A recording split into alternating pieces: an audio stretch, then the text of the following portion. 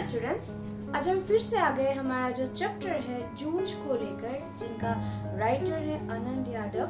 हम लोगों ने पढ़ा था कि एक बच्चा जो उसका उद्देश्य उसका इच्छा है वो पढ़ेगा लिखेगा, धान खेती का काम में ज्यादा वक्त नहीं, उसको पढ़ना है, उसको लिखना है, उसको कुछ बनना है, नौकरी करना है। उसका दादाजी उसको पढ़ने के लिए इजाजत नहीं देते थे, लेकिन ऐसे तैसे करके उन्होंने पहले उनके मम्मी को बोला और फिर जो गांव के प्रधान हैं उनको पास जाके बोलने से फिर वो उसका जो पढ़ाई का जो इच्छा था वो पूर्ण हो गया और वो स्कूल में दाखिला भी उनका हो गया। लेकिन उनका जो खुशी था वो खुशी थोड़े टाइम के लिए थोड़ा डगमगा गया था, क्योंकि वो जब क्लास 5 में क्लास में जाके बैठे थे तब ना ही पुराने बंधु थे, ना ही पुरानी टीचर, ना ही पुरानी पुस्तकें या कॉपियाँ। तो उसको ये समझ में आ गया था कि अभी उसको पढ़ना है किसके साथ, उससे छोटे बच्चों के साथ। तो उसके लिए उसके मन में थोड़ा खराब लगना हुआ था। इतना तक हम लोग पढ़े थे। अभी देखते हैं, चलो आनंद यादव और क्या बोल रहे हैं कि यहाँ पे खत्म नहीं क्यों किया, क्योंकि देखा जाए तो जूझ में जो वो जूझ होकर बैठा था कि मुझे पढ़ना है, उसको तो पढ़ने का मौका मिल गया, तो फिर अभी और क्या है, चलो देखते हैं। क्या नाम है मेहमान? नया दिखाई देता है या गलती से इस कक्षा में आ बैठे हो? कक्षा के सबसे ज्यादा शरारती चरण के लड़के ने सामने आकर खिल्ली उड़ाने के स्वर में पूछा। हम लोगों ने यहाँ पे एक कैरेक्टर हमको मिला जिसका नाम चरण आके उसको सामने से आके बोल रहे थे, क्या भाई मेहमान, आप नए नए दिखाई दे रहे हो या फिर गलती से यहाँ पर आके बैठे हो, कौन हो आप? ठीक है, वो शरारत कर रहा था। मेरे ध्यान में आया कि मेरी पोशाक भी अजनबी जैसी है। मेरा जो पोशाक है वो भी जैसे कि मेरा पहचान वाला नहीं है, दूसरा है। मैंने ये भी नोटिस किया। बालगुड़ी की लाल माटी के रंग में मटमैली हुई धोती और गमछा पहनकर मैं अकेला ही था।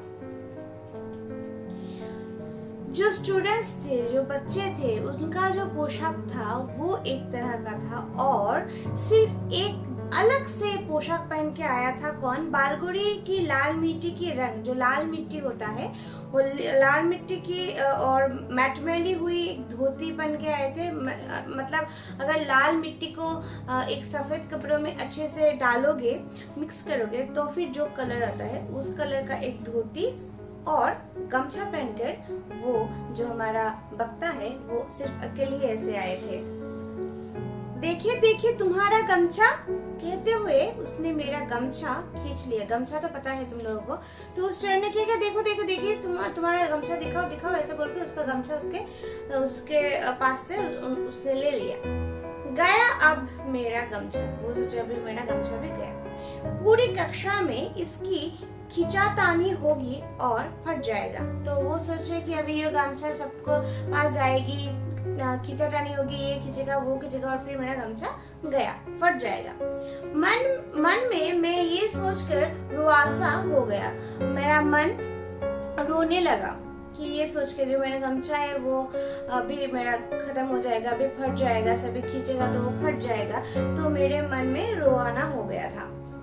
लेकिन वैसा कुछ नहीं हुआ जो मैं सोच रही थी कि मुझे किसके साथ पढ़ना पड़ेगा, छोटे बच्चों के साथ पढ़ना पड़ेगा या फिर जो मेरा गमछा है वो अभी खत्म हो जाएगा। जो हमारे वक्ता ने सोचे थे वैसा कुछ नहीं हुआ। उस लड़के ने उसे अपने सिर पर लपेट लिया और मास्टर की नकल करते हुए उसे उतार कर टेबल पर रखकर अपने सिर पर हाथ फैलते हुए उत्साह की आवाज की। क्या किया उस लड़के ने? जो चरण है उसने अपने माथे में वो पगड़ी बनाई, पगड़ी बनाकर उसने मास्टर जी का नकल किया। ठीक है, करके वो टेबल में मास्टर जी की नकल करते उसे उतार कर जो टेबल में है उसको अच्छे से लिपट कर रखा और फिर हाथ फैलाते हुए बोला उत्साह, मतलब वो एक्टिंग कर रहा था। इतने में मास्टर आ गया और वो गुंडा झट से अपनी जगह पर जा बैठा। ये गुंडा बोल रहे चरण को। अचानक ये करते करते मास्टर जी आ गए और वो झट से जाके अपनी जगह पर जाके बैठ गया। मेरा गमछा टेबल पर ही रहा। जो गमछा को लेकर वो पगड़ी बना रहा था, फिर टेबल पर रखा था, वो गमछा वहाँ पे रहा और वो तो चला जाके कहाँ पे बैठा, उसके जगह पे बैठ गया और गमछा वही टेबल पे छोड़ दिया। फिर क्या हुआ, मेरा गमछा टेबल पर तो रह गया। पहले दिन ही इस घटना ने मेरे दिल की धड़कन बढ़ा दी और छाती में धक धक होने लगी।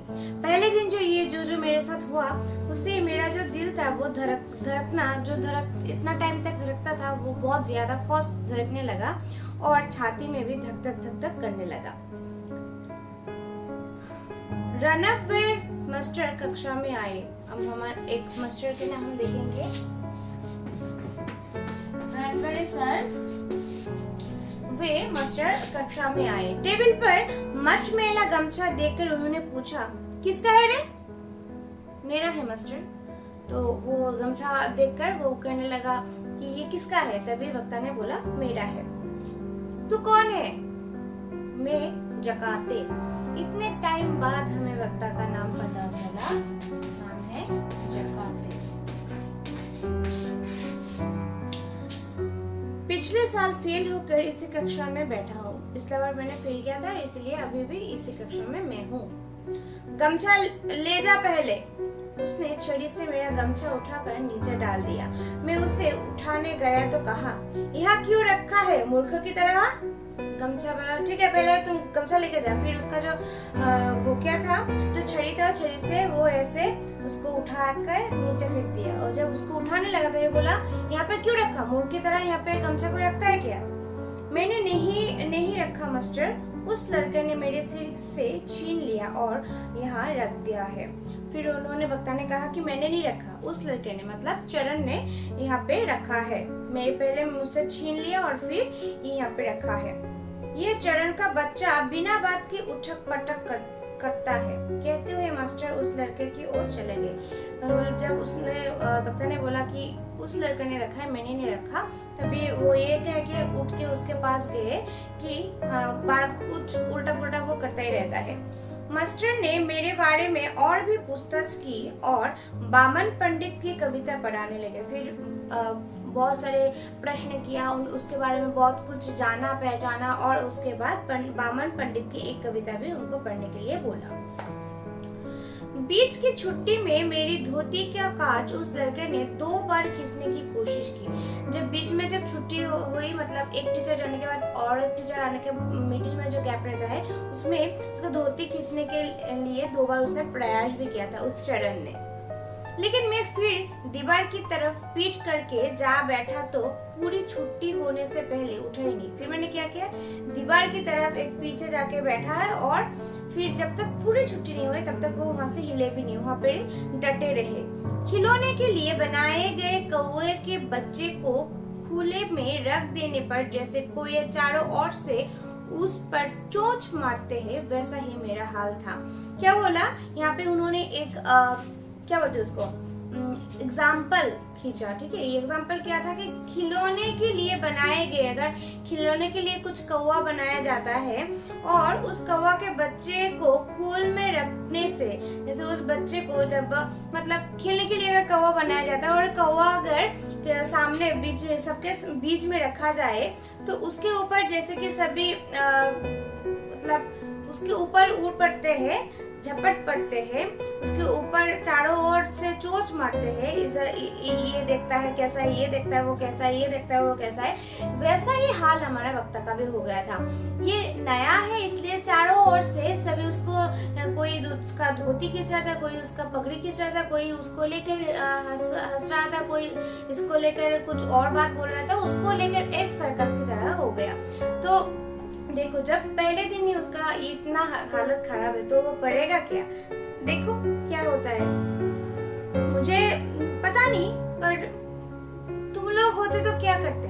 इतना झेलने के बाद ऐसे तो इतना कष्ट करके पापा से वो परमिशन तुम लोगों ने ली, ठीक है, कोई भी चीज हो, और फिर जब उसको मिल गया फिर ये प्रॉब्लम, तब क्या होता है? देखो उसने क्या किया, वैसा ही मेरा हाल हो गया। मेरी ही पाठशाला मुझे चोंच मार के घायल कर रही थी। चोंच मतलब पता है ना, जो उसका किसी का भी इंसानों का होने से फिर नाखून होता है, नाखून से हम खींचते हैं ना, किसी को पिंच करते हैं। वैसे ही जब कुछ पक्षी का जो होठ होता है वो होठ से किसी को पिंच करता है, तो वो पिंच करते करते बार बार पिंच कर रहा है, बार बार पिंच कर रहा है। वैसे ही हालत उसका हो गया था।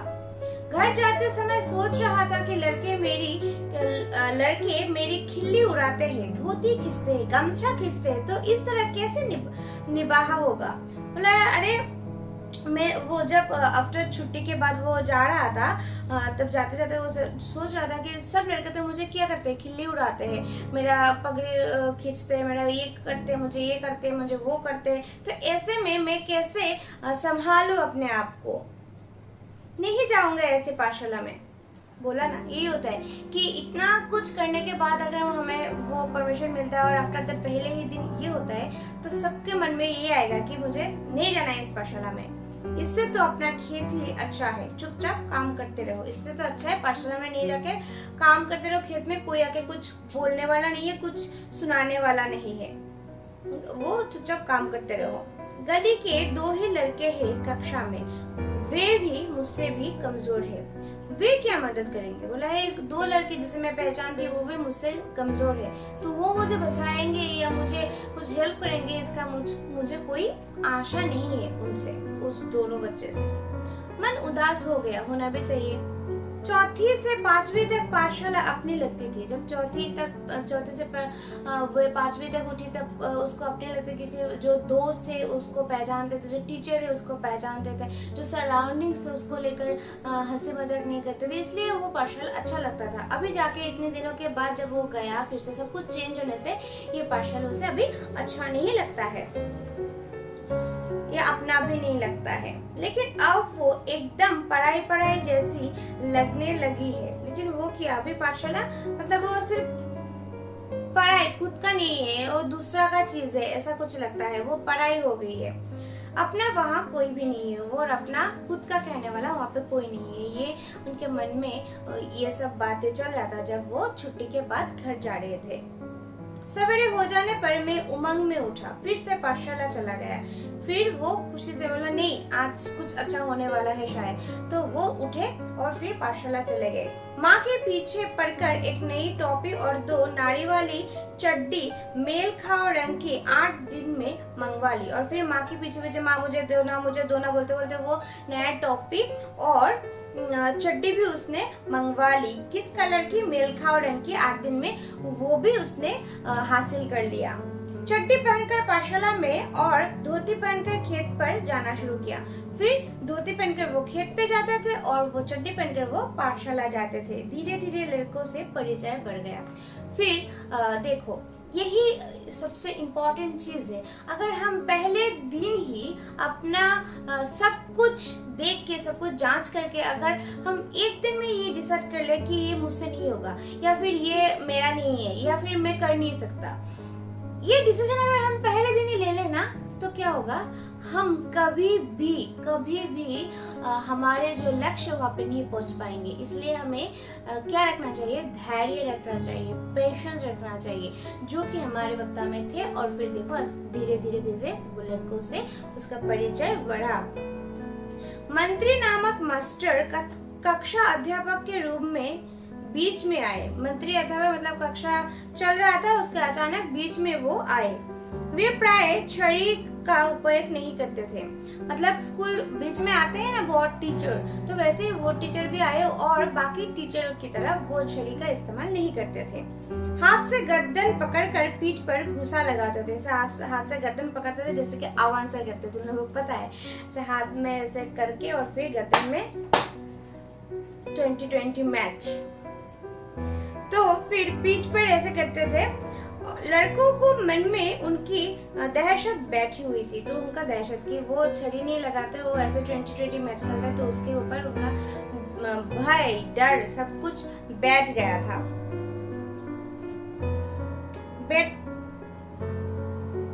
पीठ पर एक जोर का बैठते ही लड़का हुक भरने लगा। जब वो क्या करते हैं, पेट में एक करने से वो हुकाते लगते हैं, फिर काशी देने लगते हैं, ठीक है।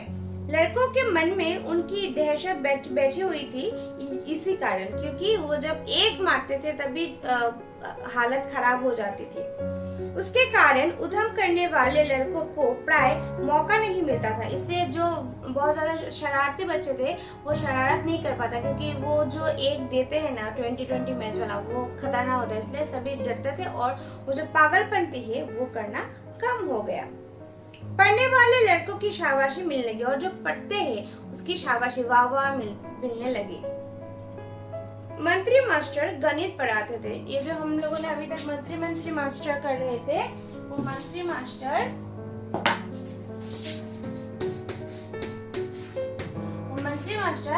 किस विषय का अध्यापक है? गणित का। ये क्वेश्चन आ सकता है, शॉर्ट क्वेश्चन, ठीक है। कौन सा सब्जेक्ट का टीचर है? एक आध सवाल गलत हो जाता तो उसे वे अपने पास बुलाकर समझा देते। अगर कोई भी मैथ्स अगर गलत हो जाता है तो वे अपने पास उस बच्चे को बुलाते और उसके अच्छे से समझा देते थे। एक आध लड़के की कोई मूर्खता दिखाई दी तो वे उसे वही ठोक देते। और अगर कोई एक मूर्खता प्रकट करते हैं कि जो समझाते हैं उसका दूसरा कुछ करते हैं, ऐसे अगर कुछ बच्चे होते हैं तो वो जाके क्या करते हैं, वो जाके उसे ठोक देते थे। इसलिए सभी का पसीना छूटने लगा, फिर सबको पसीना पसीना आने लगा, क्योंकि अगर कोई अच्छा पढ़ाई करता है उसमें से एक दो गलत हो जाता है तो अपने पास बुलाकर वो करवा लेते। अगर कोई बार बार करते हैं तो उसको मिलता था 20-20, तो इसलिए सबका पसीना पसीना हो रहे थे। सभी लड़के घर से पढ़ाई करके आने लगे, फिर सब जाके घर से पढ़ाई करके आने लगे, यानी पढ़ाई का माहौल शुरू हो गया था। वसंत पाटिल नाम का एक लड़का शरीर से दुबला पतला किंतु बड़ा होशियार था। हम अभी एक लड़के के बारे में जानेंगे जिसका नाम है वसंत पाटिल, जो कि उसका जो शरीर था वो दुबला पतला था, लेकिन वो बहुत ज्यादा होशियार भी था। उसके सवाल हमेशा सही निकलते थे, जो क्वेश्चन पूछा जाता था उसको वो हमेशा सही आंसर देता था। स्वभाव से शांत, उसका शांत स्वभाव था। हम लोगों की तरह, मतलब हम जो वीडियो देख रहे हैं हम लोगों की तरह इतना उच्छृंखल नहीं थे, तो वे बहुत शांत थे। हमेशा पढ़ने में लगा रहता, हमेशा पढ़ता रहता था। घर से पूरी तैयारी करके आता होगा, घर से हमेशा वो शायद वो पढ़ाई की जो प्रिपरेशन है वो सब करके आता होगा। ये हमारे जो वक्ता है वो सोच रहे थे।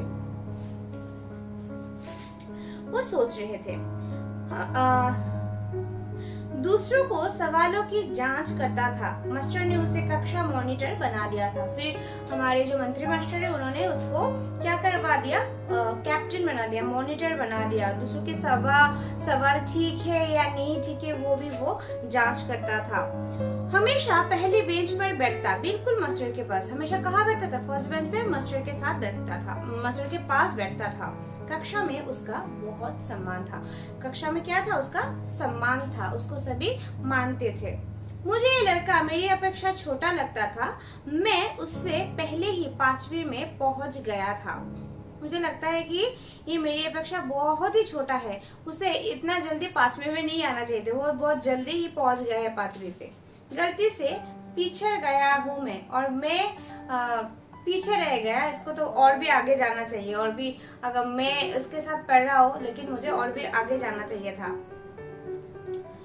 इसलिए मास्टर को कक्षा की मॉनिटरी मेरे हाथ में सौंपनी चाहिए, मुझे ऐसा लगने लगा। और इसको वक्ता को लगना चाहिए ये छोटा है, बहुत जल्दी 5वीं तक आ गया, मुझे तो 5वीं खत्म करके 6वीं पे पढ़ना चाहिए था, इसीलिए उसको मॉनिटर नहीं, मुझे मॉनिटर बनाना चाहिए। ये बात उसमें आने लगी, उसके मन में आने लगी। दूसरी ओर ये भी लगता था कि मुझे 2 महीने में 5वीं की पूरी तैयारी करके अच्छी तरह पास होना है। और उसके बाद ये भी लगता था कि मुझे 2 महीना है, उसमें अच्छी तरह से मुझे पढ़ाई करना है, मुझे पढ़ाई करके पूरी तैयारी करना है ताकि मैं अच्छे से पास करूं।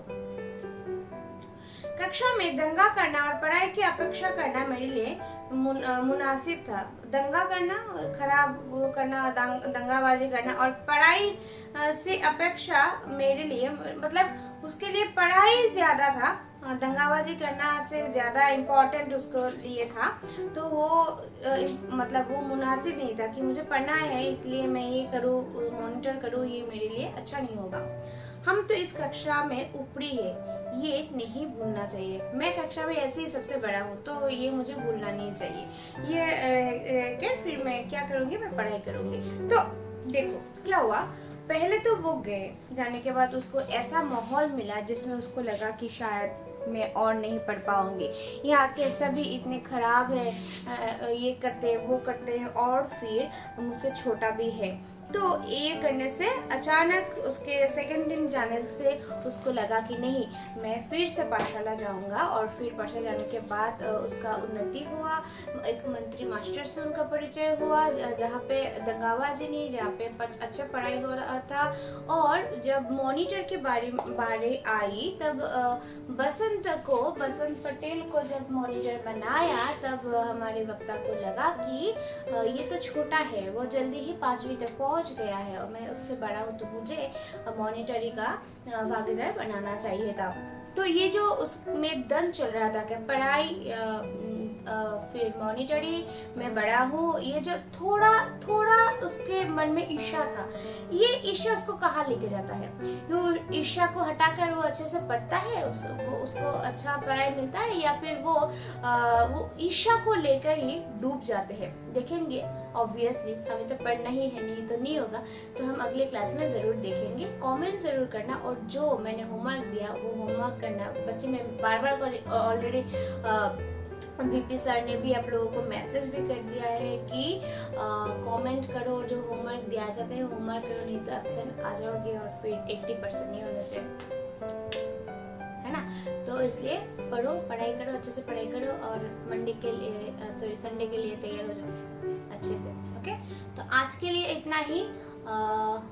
अच्छा, एक बात बोल के मैं रखती हूँ, जैसे कि मैं बहुत बार सरफराज को फ़ोन कर चुकी हूँ, मतलब जब एग्ज़ाम रहता है मैं फ़ोन करती हूँ।